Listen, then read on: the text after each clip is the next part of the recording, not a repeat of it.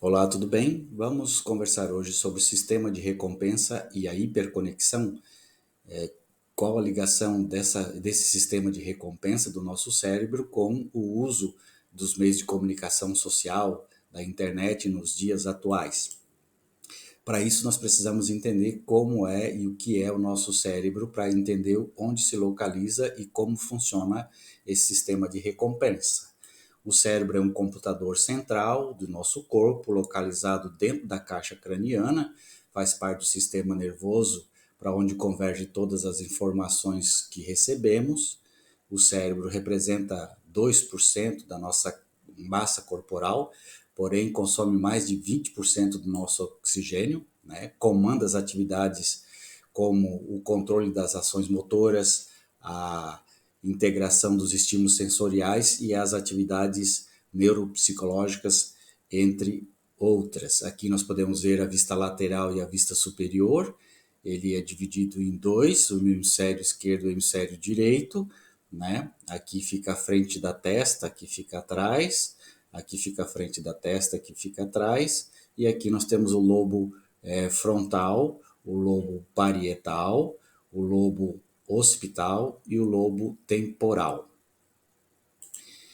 Os lobos e os hemisférios cerebrais, né, as denominações de lobo frontal, parietal, temporal, occipital, estão associados aos ossos do crânio, né? O lobo frontal é o maior dos quatro, se estende por trás da testa, responsável pelos mais simples movimentos físicos, como também pelas funções de aprendizado, do pensamento, da memória e da fala.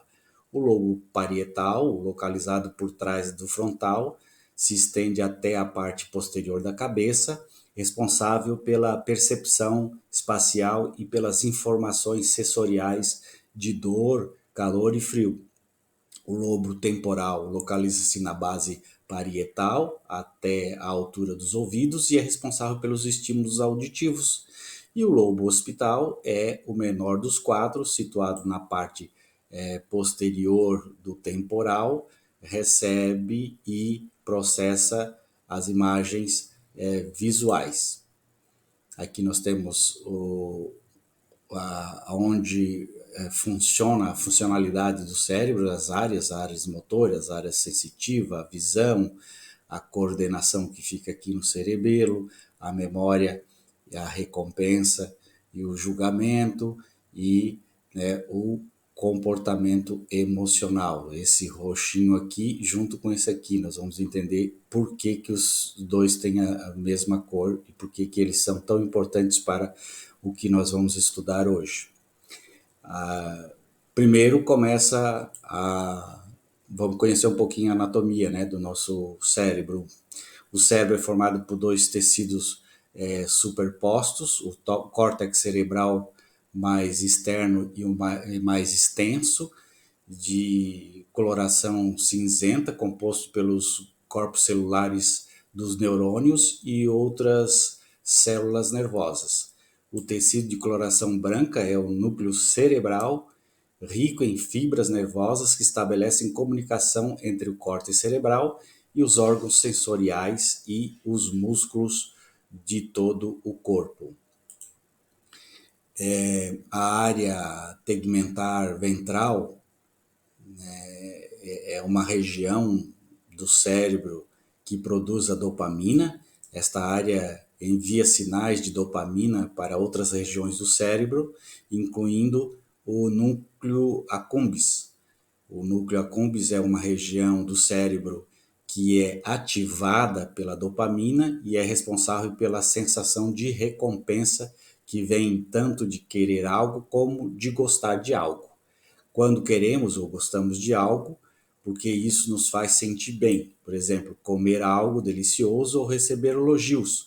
O núcleo accumbens é ativado e libera mais dopamina. Nesse desenho nós temos aqui os hemisférios esquerdo e o direito, né, o que acontece com o hemisfério esquerdo, onde se localiza a lógica, e o hemisfério direito, onde se localiza a criatividade. Então, o processamento linear das informações, avalia o início, o meio, o fim dos procedimentos antes de olhar o todo, está no hemisfério esquerdo. A razão baseia-se em experiências, experimentos e teorias na tomada de decisões, as análises de dados, né, considera cada etapa dos processos de interpretação dos resultados, né, a ordenação sequencial, a objetividade e os números e fórmulas também estão aqui localizados no hemisfério esquerdo. No hemisfério direito é um hemisfério holístico, isto é, ele olha primeiro para o todo para depois separar o conteúdo em partes, né? Então aqui é a área da intuição, é a área da imaginação, a área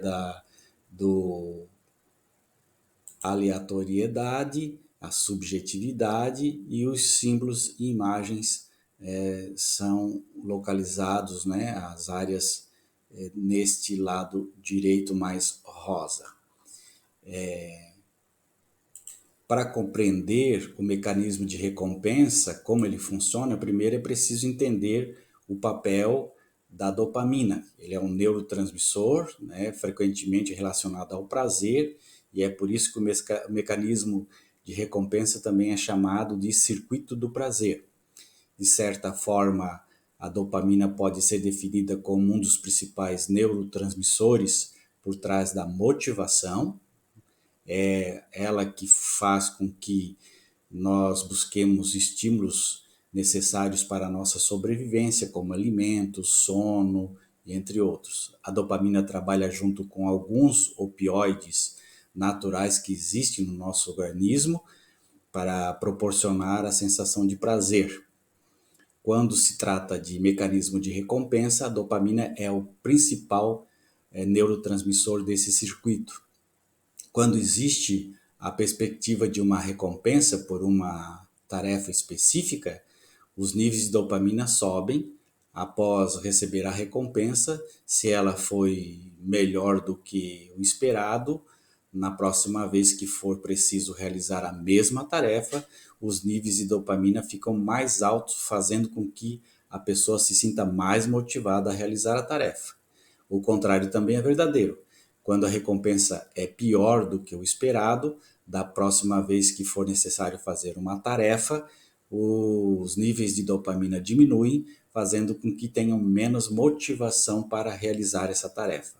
Já quando a recompensa é extremamente igual, não há diferença, a dopamina não aumenta e nem diminui, não apresentando aí nada de novo em relação àquela tarefa. Portanto, continuamos realizando a tarefa, mas não temos nenhum prazer a mais, nenhum esforço a mais do que o necessário para realizá-la.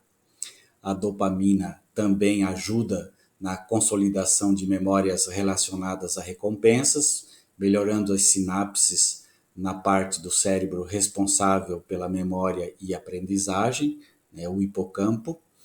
Além disso, quando liberada nas áreas cerebrais que processam emoções e regiões responsáveis pelo planejamento e pela razão, a dopamina também ajuda a criar uma associação de ideias.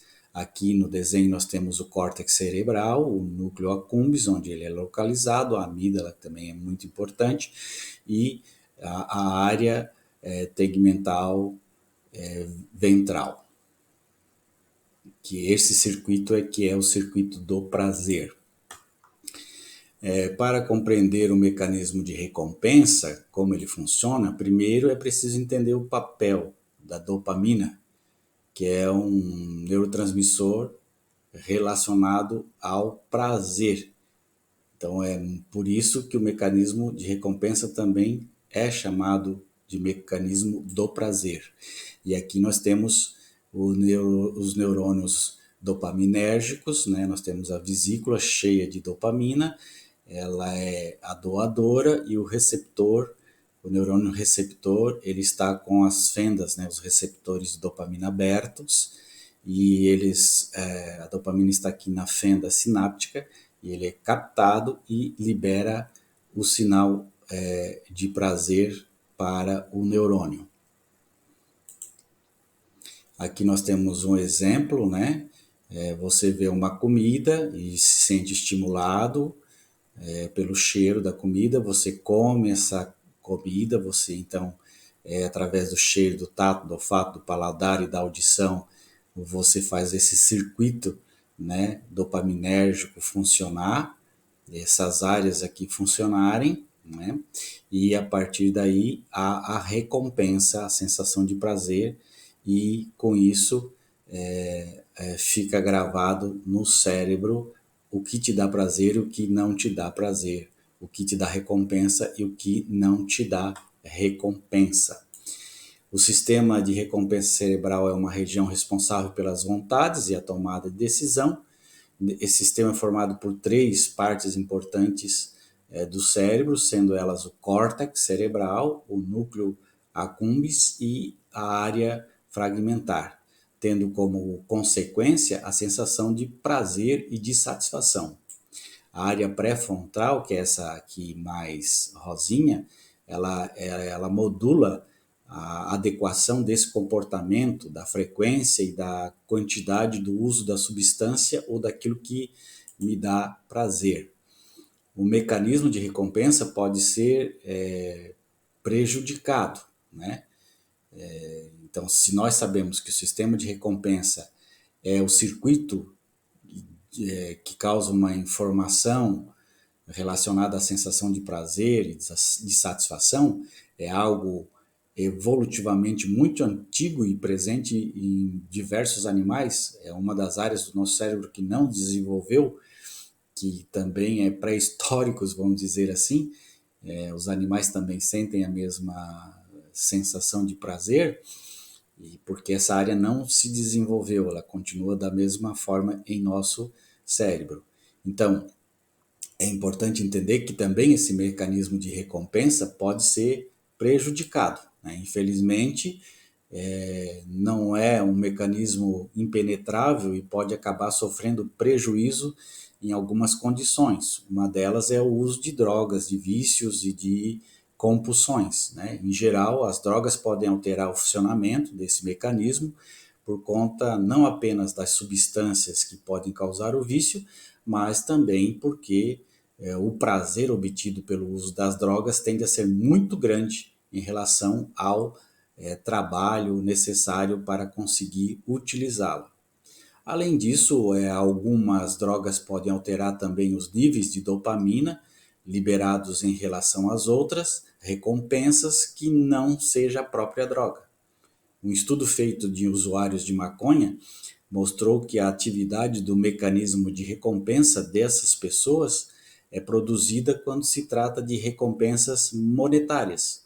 Por exemplo, indicando que existe a possibilidade da maconha alterar o funcionamento do mecanismo de recompensa, fazendo o mecanismo ter mais atividade diante da droga do que diante de outras possíveis recompensas. O mesmo ocorre com outros vícios e compulsões, como a compulsão alimentar, a compulsão por internet, a compulsão por jogos, a compulsão por pornografia, por sexo e assim por diante, e todas as compulsões. O cérebro associa um prazer muito alto a uma substância, a uma atividade que é desempenhada, e por isso libera mais dopamina para que a pessoa se sinta mais feliz e mais motivada para repetir o uso da substância ou da atividade compulsiva. Além disso, né, o fato de que várias drogas podem causar tolerância, ou seja, a necessidade de usar doses maiores para conseguir os mesmos efeitos, é a receita pronta para diversos prejuízos, não apenas à saúde física, como também no dia a dia, nas relações interpessoais, na carreira, nos estudos e muitas outras coisas, né? As compulsões e vícios também trazem esses prejuízos e o mecanismo é muito semelhante. Apesar de não necessariamente haver substâncias externas envolvidas, elas também podem causar esse desequilíbrio no mecanismo de recompensa. ganhar uma aposta muito grande, por exemplo, é um exemplo de uma atividade que dá uma recompensa muito grande, o que aumenta o nível de dopamina no cérebro da pessoa para que ela faça aposta mais vezes e tente ganhar mais dinheiro. É importante também que as recompensas a longo prazo, né, nós sabemos que o funcionamento do mecanismo de recompensa é possível compreender como o ser humano consegue focar em objetivos a longo prazo, que não trazem recompensas imediatas. Em geral, sempre queremos, né, as recompensas o mais rápido possível e por isso muitas vezes é difícil manter-se focado nos planos de longo prazo, como finalizar uma faculdade, ou comprar a casa própria, ou fazer uma viagem, planejar. No entanto, apesar da preferência pelas recompensas imediatas, o propósito e o próprio mecanismo de ajuda nos ajuda a manter o foco nas recompensas a longo prazo. Isso porque à medida que você chega mais perto da recompensa a longo prazo, maiores são os níveis de dopamina liberados no cérebro. Por conta disso, o prazer de uma recompensa a longo prazo tende a ser muito maior do que as recompensas a curto prazo, fazendo valer a pena a espera, né? Para combater a falta de interesse e foco nos planos a longo prazo, é comum a criação de metas maiores, ou digo menores, dentro de um projeto maior, para que seja possível receber mini recompensas. Por exemplo, se você está trabalhando em um projeto grande, separar esse projeto em etapas com objetivos bem definidos pode ajudar, porque a cada objetivo alcançado, o cérebro será recompensado com a sensação de ter terminado mais uma etapa, fazendo com que você consiga manter o foco por mais tempo no objetivo a longo prazo. Quando se trata de tomar decisões, o mecanismo de recompensa influencia significativamente. O cérebro tenta balancear os riscos com as possibilidades de recompensa para, enfim, poder chegar a uma decisão. Pesquisadores ainda estão investigando, né, exatamente como esse balanceamento é feito, mas atualmente é sabido que é provável que estados emocionais afetam esse processo, bem como a idade pode influenciar. Sabe-se que adolescentes têm cérebros menos desenvolvidos e, portanto, podem se desenvolver em comportamentos mais arriscados, né, se envolver em comportamentos mais arriscados e em busca de recompensas. Da mesma forma, os adultos mais velhos também podem arriscar mais por conta do declínio da idade. Nas redes sociais, os esforços positivos são constantes, curtidas, comentários, publicações e atualizações dos, dos feeds. Esses elementos são chamados de reforços de razão variável, porque nunca se sabe quando ou em que quantidade essa recompensa virá, como se fosse uma máquina de caça-níquel. Por meio dos esquemas de reforçamento, gradualmente o usuário das redes sociais passa a agir como um apostador. Toda vez que olha para o celular, sente vontade de checar seus perfis para ver se há um prêmio. Nós temos aí um pesquisador, um psicólogo, né, que buscava modificar o comportamento através do esforço, né, esquemas de esforço, e o esquema de esforço ensina o cérebro pela consequência após a ação.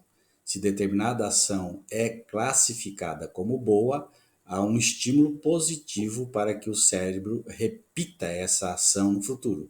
Quando uma ação é classificada como ruim, acontece o contrário. por meio de um estímulo negativo. Então, busca-se ensinar o cérebro a não repetir essa ação. Então, Skinner já pesquisou sobre essa atividade cerebral, né, o sistema de recompensa, o circuito do prazer. As redes sociais são formuladas por seus arquitetos, né, com mecanismo de estímulo ao retorno constante a elas, garantindo o seu sucesso. A verificação de curtidas no Instagram, no Facebook ou em outros meios sociais, o número de notificação do WhatsApp ou recebimento de comentários e mensagens leva o usuário a querer conferir constantemente o que está ocorrendo nos seus perfis virtuais. Estudos já evidenciaram que repetidas curtidas no Facebook geram picos de bem-estar cerebrais via circuito de recompensa, comparáveis aos que ocorrem com outros desencadeadores de prazer como alimentos, sexo e até a cocaína. Agora você vê como é esse apego à internet, o que faz com o nosso cérebro, né? O estudo mais recente mostrou que 11% das pessoas sofrem de alguma forma de dependência tecnológica e que o Facebook estaria afetando os cérebros de seus usuários de forma semelhante às drogas. Aqui nós podemos ver os números, né? Os usuários de internet, 40% da população mundial, 54 milhões de brasileiros, esse número já deve ter aumentado. O nível de uso da internet são 3 horas diárias, né? 3, 4 horas diárias, entre 18 a 34 anos. Isso também já aumentou com o nível de crianças, né? Usuários de smartphones, 43 milhões de brasileiros, 63% usam o aparelho no primeiro minuto após o acordar, e aqui a gente lembra que o usuário de cigarro, né, o fumante, o tabagista, também mostra a sua dependência no primeiro cigarro do dia, né, quando ele é usado já no momento que acorda, mostra o seu grau de dependência. Aqui também está mostrando o grau de dependência. Nós também podemos perceber que o uso consciente é muito importante, né? A dependência digital não está diretamente relacionada ao tempo de conexão aos dispositivos eletrônicos, e sim ao nível de perda de controle da vida real, né, traduzida em 5 dimensões. Vamos ver essas 5 dimensões. Excitação e segurança, né, a tentativa de esquecer problemas pessoais, buscando a tecnologia como um meio melhor ou mais seguro. Primeiro, indício normalmente mascarado com a falsa sensação de satisfação e experimentada ao utilizar a tecnologia. Depois nós temos aí a relevância, a importância que se dá à necessidade de se conectar e usar os dispositivos. Ocorre quando não consegue desligar o pensamento, de forma que a tecnologia começa a dominar lentamente, né, o comando da nossa vida.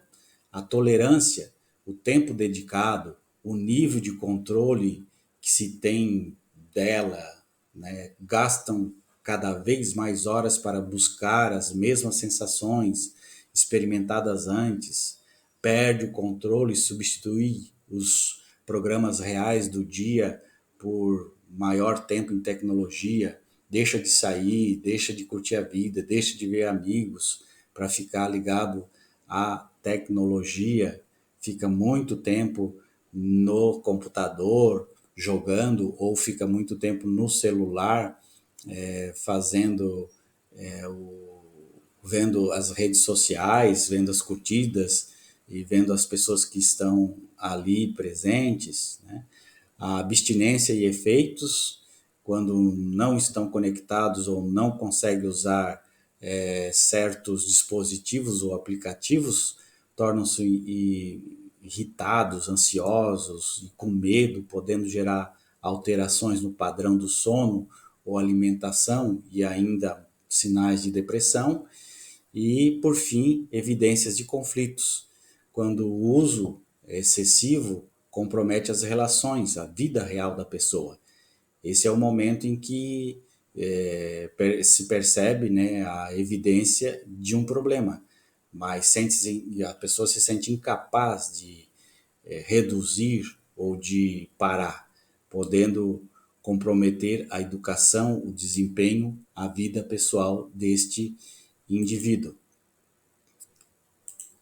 Então aqui nós temos um detox digital para melhorar esse nosso comportamento com o uso da internet. Então, usar do bom senso, né, no uso das tecnologias, cuidado com o abuso, fica atento às consequências físicas, né, privação do sono, dores de coluna, problemas de visão, problema na mão, nos dedos, e as psicológicas, né? Depressão, angústia, ansiedade, tudo isso devido ao uso da tecnologia. Dose o uso das tecnologias no cotidiano, né? Veja o seu empenho acadêmico, no trabalho, na vida pessoal, ver se está prejudicando. Não troque atividades, compromissos, encontros ao ar livre para ficar conectado com a tecnologia. Reflita sobre seus hábitos cotidianos e faça diferente, né? Também é importante que prefiram uma vida social real e não uma vida virtual, né? Escolha relacionamentos e amizades reais em vez de virtuais. Pratique exercícios físicos, crie intervalos regulares durante o uso das tecnologias, não abale o seu humor com publicações virtuais. Muitas publicações que estão ali são mentiras, muita felicidade falsa. Não acredite em tudo que é postado e cuide com o que você publica na internet. Valorize as suas relações pessoais, sociais, familiares. Não troque essas relações no dia a dia para ficar utilizando as tecnologias. Jogue o lixo eletrônico no local correto. Pense no meio ambiente, recicle os aparelhos fora de uso e evite a troca frequente sem necessidade. Então, isso é importante para que possamos usar bem o sistema de hiperconexão. Não dá para voltar atrás, a internet está aí, é necessária, é importante para a nossa vida, não tem como deixar de dizer que ela trouxe muitas proximidades, muitas facilidades para a vida das pessoas, porém também trouxe alguns questionamentos que precisam ser feitos e algumas medidas precisam ser tomadas para que nós possamos utilizar bem da internet e dos meios de comunicação social de forma que não atrapalhe a nossa vida real. Por isso, é importante fazermos esta reflexão. E você, com seu filho, tentar fazer atividades que diminuam o acesso à internet, né, atividades fora de casa, em ambientes de praças, fazer com que os filhos se sintam bem em sair de casa. Caso contrário, nós estamos aí criando pessoas dependentes, né, de tecnologia e diminuindo a sua capacidade de interação social. Um grande abraço, tchau.